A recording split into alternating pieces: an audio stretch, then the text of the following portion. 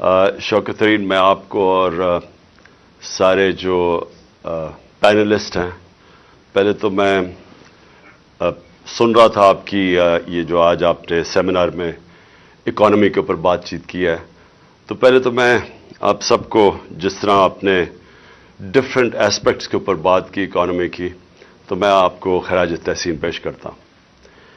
دیکھیں، میں جو اکانومی کے حالات ہیں، پہلے میں آپ کو سب کو ریمائنڈ کروا دوں کہ ہم جب 2018 میں آئے تھے تو حالات تب بھی بہت برے تھے، اور جو سب سے بڑا مسئلہ ہمارے سامنے تھا وہ کرنٹ اکاؤنٹ ڈیفیسٹ تھا، کیونکہ پاکستان پھنستا ادھر آ کے ہے۔ ہم نے کبھی اپنی ایکسپورٹس کے اوپر زور نہیں لگایا، ہمارے سامنے ایسٹ ایشین ٹائیگرز بنے، چائنا کو ہم نے دیکھا پچھلے 30 سال میں آگے بڑھتے ہوئے، ساروں نے بیسکلی ویلتھ کریشن کی ایکسپورٹس بڑھا کے۔ یہاں تو میں نے کبھی کسی کو مجھے کبھی کسی نے نہیں بتایا کہ جناب سارے ملک کو ویلتھ کریشن ایکسپورٹس کو بڑھانے کے لیے سارے ملک کو توجہ دینی چاہیے، کیونکہ اگر آپ کی ایکسپورٹس ہی نہیں بڑھیں گی تو یہ جو مرضی آپ کر لیں، جیسے اکانومی گرو کرے گی پھنس جائے گا جا کے کرنٹ اکاؤنٹ آپ کا، اور وہ پھر جب ڈیفیسٹ ہوتا ہے پھر وہ سارا وہ بوم بس سائیکل پھر سے شروع ہو جاتا ہے۔ تو ہمارا تب بڑا تھا، اور مجھے یاد ہے کہ بڑی مشکلوں سے ہم نے پہلا 1 سال سروائیو کیا، اور مجھے ابھی بھی یاد ہے کہ اگر ہمیں سعودی عربیہ، UAE اور چائنا ہیلپ نہ کرتے تو ہمارے پاس پیسے نہیں تھے اپنی لائبلٹیز دینے کے لیے، تو وہ بڑا ٹائملی انہوں نے ہماری مدد کی۔ اور اس کے بعد جیسے ہم تھوڑا سٹیبلائز ہو رہے تھے تو پھر کووڈ-19 آ گئی۔ تو کرونا کا میں صرف آپ سب کو کہنا چاہتا ہوں کہ وہ بھی ایک بہت بڑا کرائسس تھا دنیا کے اندر۔ آپ جب دیکھ رہے ہیں کہ کیسے لوگوں نے کوپ کیا ہے کووڈ-19 سے، تو جو ہمارا اس وقت تھا وہ ہمارا ایک بہت ہی بڑا ڈائلیما تھا سامنے، کہ اگر ہم لاک ڈاؤن لگا دیتے، جو اس وقت میرے اوپر ساری دنیا سے، یعنی ملک سے پریشر تھا، لیکن ساری دنیا میں دیکھ رہے تھے کہ اٹلی، اسپین اور پھر انگلینڈ کے اوپر لاک ڈاؤنز لگ رہے تھے، تو مجھے سارے زور لگا رہے تھے کہ جی آپ بھی لاک ڈاؤن لگائیں، اور بڑی تنقید ہوئی میرے پہ۔ لیکن میرا تو بیسک سوال یہ تھا کہ پہلے ہماری اکانومی ہم نے 1 سال سٹیبلائز کرتے کرتے اس کو بالکل سکویز کر دیا تھا، ہماری گروتھ ریٹ بالکل گر چکی تھی، تو اس کے بعد ہم کووڈ میں اگر شٹ ڈاؤن کر دیتے اپنی اکانومی تو یہاں تو لوگوں نے بھوکے مر جانا تھا۔ اور پلس کبھی بھی کسی نے مجھے جواب نہیں دیا، میں سب سے پوچھتا تھا کہ دیہڑی دار کا کیا بنے گا جو پیسہ کما کے بچوں کو کھلاتا ہے، تو کسی کے پاس جواب نہیں تھا اس کا۔ اینی وے، وہاں ہم نے بڑے بولڈ فیصلے کیے، اور مجھے بڑا فخر ہے اپنی ساری ٹیم پہ کہ ہم نے بڑے انوویٹو قسم کے فیصلے کیے۔ میں نے خود پھر وہ جو IMF کی ہیڈ تھی ان کو میں نے خود ٹیلی فون کر کے بڑی مشکل سے کنونس کیا کہ ہمیں جو IMF کا پروگرام ہے اس سے ہمیں آپ کو تھوڑی لیوے دینی پڑے گی، نہیں تو ہمارے یہاں لوگ بھوکے مر جائیں گے۔ اور اس سے پھر کنونس کر کے ہم نے اپنی ایگریکلچر کے اوپر پوری، خاص طور پہ کنسٹرکشن انڈسٹری کے لیے پھر ہم نے ان سے خاص رعایت لی، انسینٹیوز لیے، اور ہم نے ہماری جو کنسٹرکشن انڈسٹری تھی اس کے اندر جو گروتھ ہوئی اس نے ایکچولی روزگار بھی بچا دیا لوگوں کا، اور ہماری جو گروتھ ریٹ تھی اس کو بھی آہستہ آہستہ پک کرنا شروع کیا۔ اور جو تیسرا اور چوتھا سال تھا اس کے اندر ڈسپائٹ کووڈ ہماری جو مینشن کیا ہوگا 5.7% گروتھ ریٹ تھی، اور جو آخری سال میں 6% تھی۔ تو ہم ایک بڑے یعنی ڈبل کرائسس سے نکلے تھے، ایک تو پہلے ہی ہمارا جو میسو کرنٹ اکاؤنٹ ڈیفیسٹ تھا، اور دوسرا کووڈ کا جو مسئلے آئے۔ اب کوشچن سب سے پہلے تو یہ ضرور پوچھنا چاہیے کہ ادھر سے جب یہ رجیم چینج کی گئی تو مجھے ابھی بھی سمجھ نہیں آئی کہ جو رجیم چینج کرنے والے تھے کیا انہوں نے ریئلائز کیا کہ ساری دنیا میں کموڈٹی سپر سائیکل آیا ہوا تھا، انرجی پرائسز ساری دنیا میں اوپر چلے گئے تھے، اور کیا انہوں نے ریئلائز نہیں کیا کہ ہم بڑا ایک بیلنسنگ ایکٹ کر رہے تھے پاکستان میں۔ ہر روز میں جب آفس جاتا تھا تو سب سے پہلے ہماری ہوتی تھی کہ ہمارے ریزروز کا کیا حالات ہیں، ہماری ایکسپورٹس بڑھ رہی ہیں، یعنی خوف یہ ہوتا تھا کہ ہم اپنے اس کو کرنٹ اکاؤنٹ ڈیفیسٹ کو کنٹرول کریں، کیونکہ تیل کی قیمت $100 سے اوپر چلی گئی تھی. لیکن جنہوں نے جب یہ ہمیں پتا چلا کہ سازش ہو رہی ہے، تو میں نے خود اور پھر میں نے شوکت ترین کو بھیجا بتانے کے لیے نیوٹرلز کو کہ دیکھیں اگر آپ جو واقعی کہہ رہے ہیں آپ نیوٹرل رہیں گے اور اس سازش میں، تو یہ کنٹرول نہیں ہوگی اکانومی کسی سے.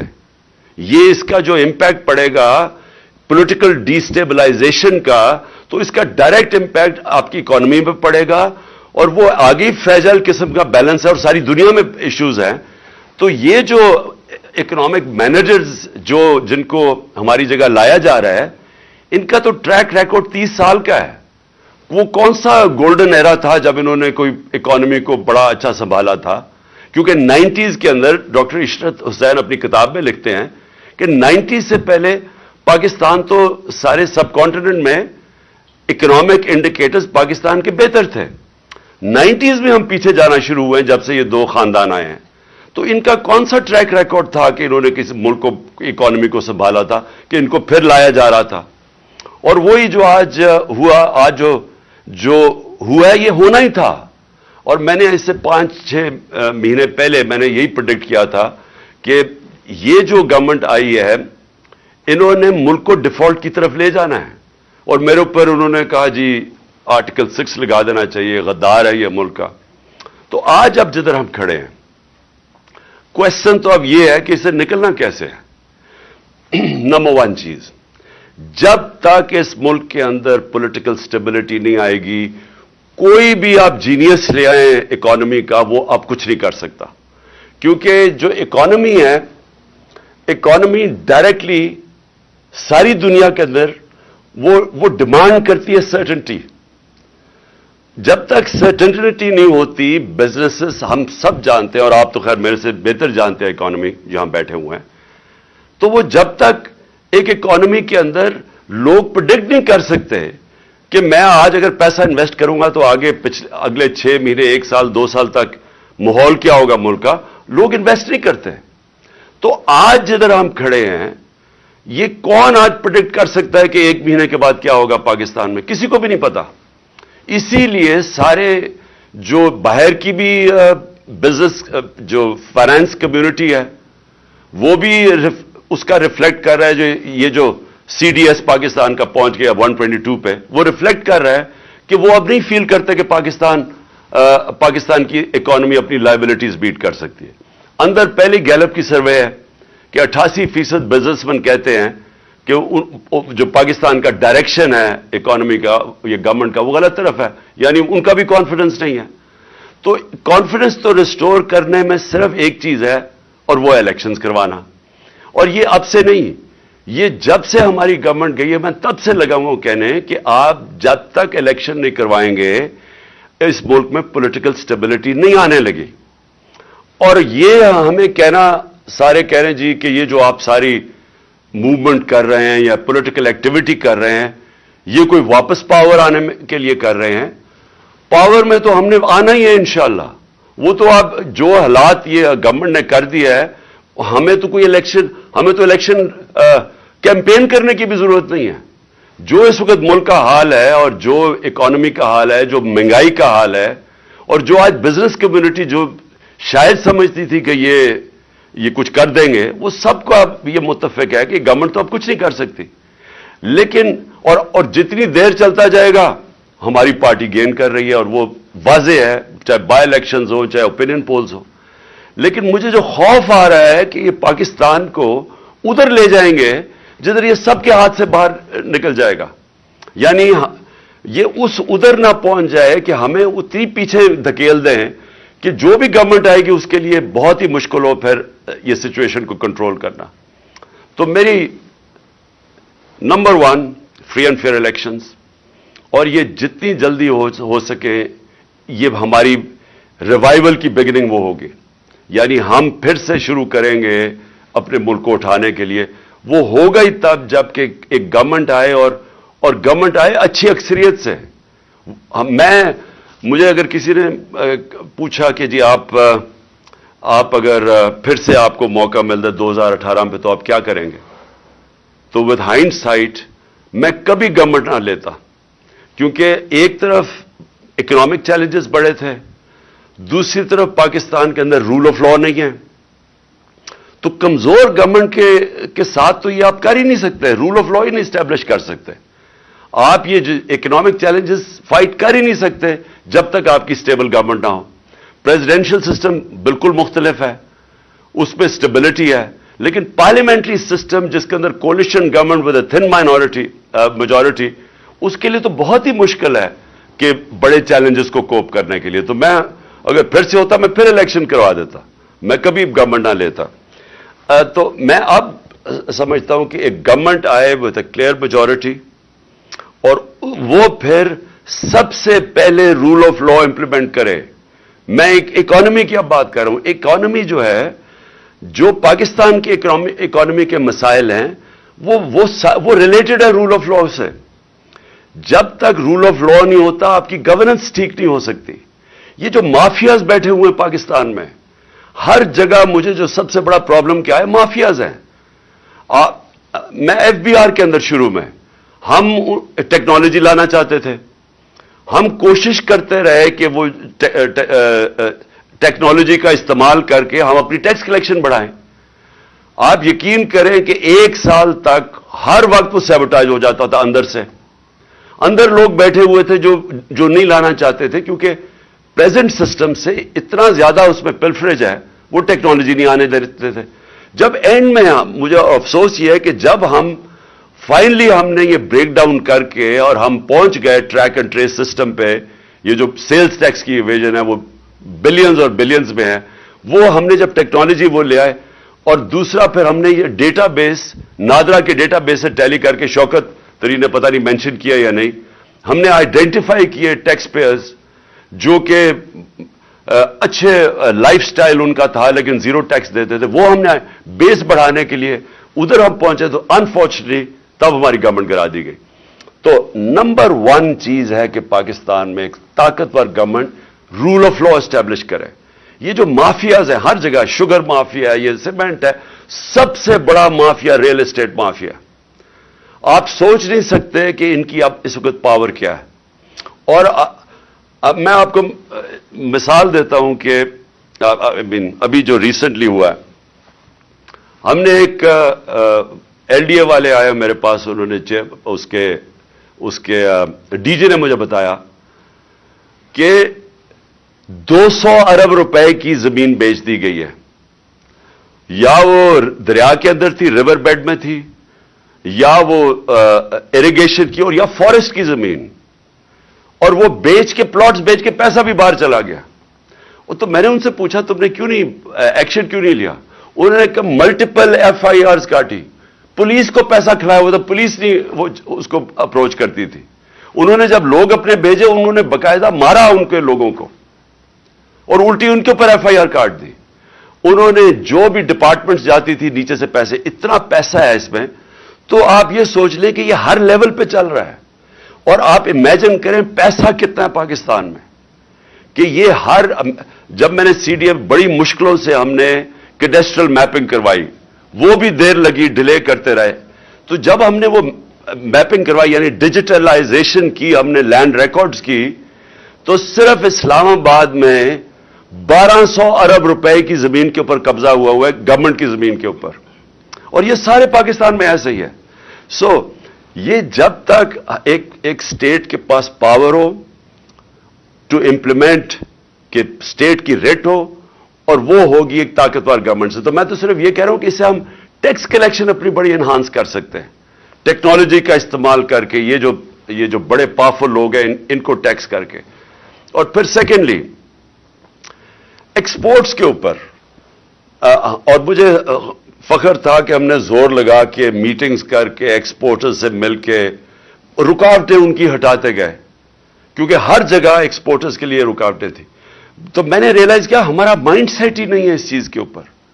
یعنی میں آپ کو مثالیں دے سکتا ہوں کہ جدھر ایکسپورٹر ملک کو بینیفٹ پہنچا رہا ہے، ڈالرز لے کے آ رہا ہے، لیکن اس کے لیے ہر قسم کا جو ہمارا سسٹم ہے رکاوٹیں پیدا کی ہوئی تھیں۔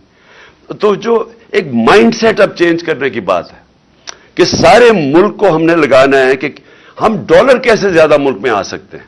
ہم نے ریمیٹنسز بڑھائی, ہم نے انسینٹیوائز کیا اپنی اوورسیز پاکستانیز کو, انہوں نے بینک چینل سے پیسے بھیجے تو ریکارڈ ریمیٹنسز بھی آئیں. لیکن اس سے بہت کچھ اور ہو سکتا ہے.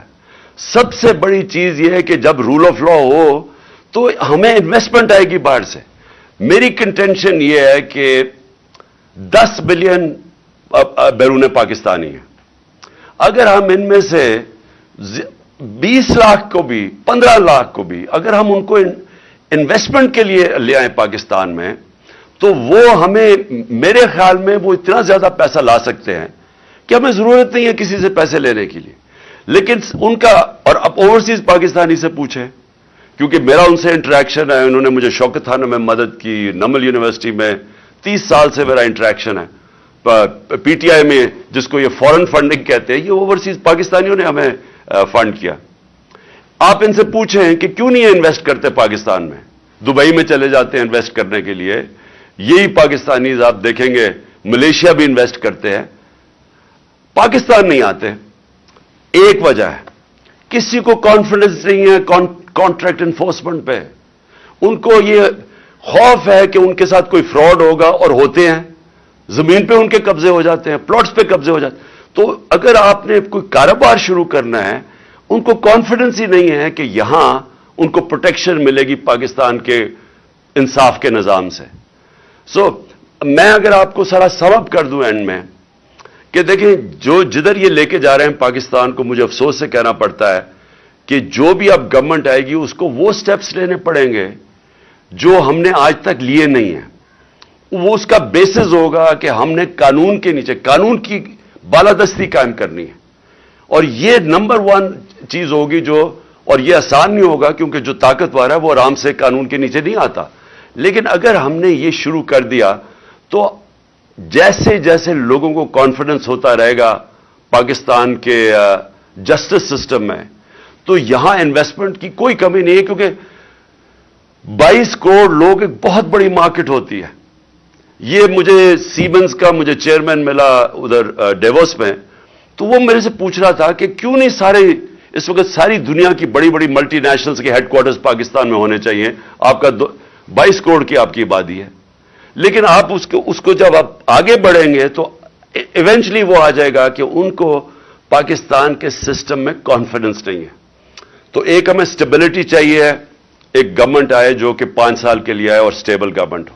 اس کے بعد وہ انفورس کرے رول آف لا, جس کے اندر بزنس کی پروٹیکشن کے لیے کانٹریکٹ انفورسمنٹ. اس کے لیے اگر آپ اسپیشل کورٹس بھی بنانے پڑیں, لیکن جو ایکسپورٹ انڈسٹری, جو بھی انویسٹ کرتا ہے ہماری ایکسپورٹ انڈسٹری کے اندر, ان کو اسپیشل انسینٹیوائز کریں. جو بھی آگے سے اگر کبھی, جو میرے سے ایک غلطی ہوئی وہ اینڈ میں ہم نے کرنے کی کوشش, مجھے شروع میں کرنا چاہیے تھا کہ آگے سے جو بھی ہم اب ایمنسٹی کبھی دیں تو ایمنسٹی صرف ایک ہونی چاہیے کہ جو بھی اپنا پیسہ انڈسٹری میں لگائے گا اسی کا صرف وہ بلیک کا پیسہ وائٹ کر سکتا ہے. یعنی ہم سارا ڈائریکشن اپنے ملک کا ویلتھ کریشن میں لگائیں, انڈسٹری میں لگائیں. بزنسز کی رکاوٹیں جو ہم دور کر رہے تھے اسمال اور میڈیم انڈسٹری کے لیے, ہم نے خاص طور پہ اینڈ میں میٹنگز دیتا تھا, ان کی گلوٹین کرتے تھے, جو ڈفرنٹ ریگولیشنز ہیں جو ان کو ان کے لیے کاسٹ آف ڈوئنگ بزنس میں اضافہ کر دیتے تھے. اور میں آخر میں یہ کہنا چاہتا ہوں کہ دیکھیں میرا جتنا بھی یہ 3.5 سال میں نے دیکھا کہ اتنا زیادہ پوٹینشیل ہے یہاں. نمبر 1 ٹورزم, جتنا ٹورزم کے اندر, کیونکہ میں انفارچونیٹلی کووڈ کے 2 سال آ گئے جس میں دنیا میں ٹورزم افیکٹ ہوئی, لیکن میں آپ کو یہ بتا رہا ہوں کہ پاکستان میں ایسی ایسی جگہیں ہیں, اور ہم نے ایک پورا پلان بھی کیا ہوا ہے ایک سکردو کے اندر ایک جگہ کہ پوری ریزورٹ بنے, کیونکہ وہ ایسی ایسی جگہ ہماری. آسٹریا سے میرے پاس ٹورزم کے لوگ آئے, انہوں نے کہا کہ Pakistan could become the next skiing centre in the world, کیونکہ وہ گلوبل وارمنگ سے برفیں پگھلتی ہیں جلدی یورپ کے اندر, تو پاکستان کی ہائٹس اتنی زیادہ ہے. سو ٹورزم ایک ہے, ہر قسم کی ریلیجس ٹورزم ہے, وہ سارا ہمارا جو کوسٹ لائن ہے وہ ساری ورجن ٹیریٹری ہے, اور ماؤنٹن ٹورزم. اور تیسری چیز کہ پاکستان کے اندر جو ہم نے کبھی زور نہیں لگایا کنیکٹیوٹی کا, وہ ہم اینڈ میں کوشش کر رہے تھے سارا سینٹرل ایشیا اس وقت پاکستان کے لیے اور افغانستان میں اگر اسٹیبلٹی جو اب آ رہی ہے تو ہمارے لیے وہ سارا ایک ایریا وہ بھی ورجن ٹیریٹری ہے, اس کے اندر بھی اتنا زیادہ پوٹینشیل ہے جو ہم نے اینڈ میں جا کے کوشش کی تھی ایکسپلور کرنے کی. اور آخر میں یہ جو ہمارا اس وقت کرائسس ہے یہ انرجی کا, میں فرم بلیور ہوں کہ ہمیں آتے ساتھ ہی ہمیں رشین آئل لینا چاہیے تھا. ہم نے ان سے بات کر لی تھی کہ اپریل کے اندر ہم نے روس سے تیل خریدنا شروع کر دیا تھا ڈسکاؤنٹڈ ریٹ پہ جو ہندوستان کر رہا تھا. اور یہ اتنے خوف زدہ ہوتے ہیں امریکن سے, یہ ریئلائز نہیں کرتے کہ انڈیا ہمارے سامنے, انڈیا نے سٹینڈ لیا, انہوں نے پوری زور لگایا کہ انڈیا روس کا تیل نہ لے. آپ کے سامنے ہے وہ جو انڈین فورن منسٹر نے کتنی اپنے ملک کے لیے وہ کھڑا ہوا, یعنی وہ امریکنز انڈرسٹینڈ کرتے ہیں یہ چیز. ہمارا اس وقت تقریباً 10 کروڑ لوگ ہیں جو ونربل ہیں, 5 کروڑ لوگ ہماری غربت سے لکیر سے نیچے ہیں, 5 کروڑ لوگ اوپر اتنے ہیں کہ اگر پرائس شاک آتا ہے وہ نیچے چلے جاتے ہیں. تو اس وقت جو سب سے بڑا پرابلم ہے یہ جو انرجی ڈریون انفلیشن ہے, تو ہمیں تو اس کے اوپر پورا اپنا ان کو, اور میں بلیو کرتا ہوں کہ ہم کنونس کر سکتے تھے امریکنز کو, ہم کنونس کر سکتے تھے کہ ہمیں سستا تیل آنے دو. تو فائنلی میں یہ سمجھتا ہوں کہ جو چیلنجز بڑے ہیں پاکستان میں, لیکن میں یہ بھی بلیو کرتا ہوں کہ اگر ہم وہ اب سٹیپس اٹھائیں جو ہم نے ابھی تک نہیں لیے پاکستان میں, ہم نے جو کی ہے, میں پھر سے میری ساری جو زندگی کی سٹڈی ہے دنیا میں کہ امیر اور غریب ملکوں میں فرق ہی ایک ہے. امیر ملکوں کے اندر رول آف لا ہے, غریب ملکوں کے اندر انفارچونیٹلی سارے جتنے بھی غریب ملک ہیں وہ ان کے اندر طاقتور کے لیے ایک قانون ہے اور کمزور کے لیے دوسرا ہے, اور یہ واحد وجہ ہے کہ وہ غریب رہ جاتے ہیں. نائجیریا تیل کے اوپر بیٹھا ہوا ہے, غربت ہے, کیونکہ رول آف لا انڈیکس کے اوپر نائجیریا 7% ہے. سوئٹزرلینڈ وداؤٹ ریسورسز خوشحال طبقہ ہے کیونکہ 99.9% رول آف لا ہے. ساری ویسٹرن ڈیموکریسیز 90% سے زیادہ ہیں. تقریباً ساری مسلمان دنیا 20% سے کم ہے اور پاکستان 10% سے کم ہے. تو جب تک یہ جو اصل ایشو ہے, خوشحالی آتی ہے رول آف لا کے بعد, انصاف ہوتا ہے تو خوشحالی آتی ہے. یہ جو کہ دنیا کے ایکسپیرئنس پہ ثابت ہو گیا.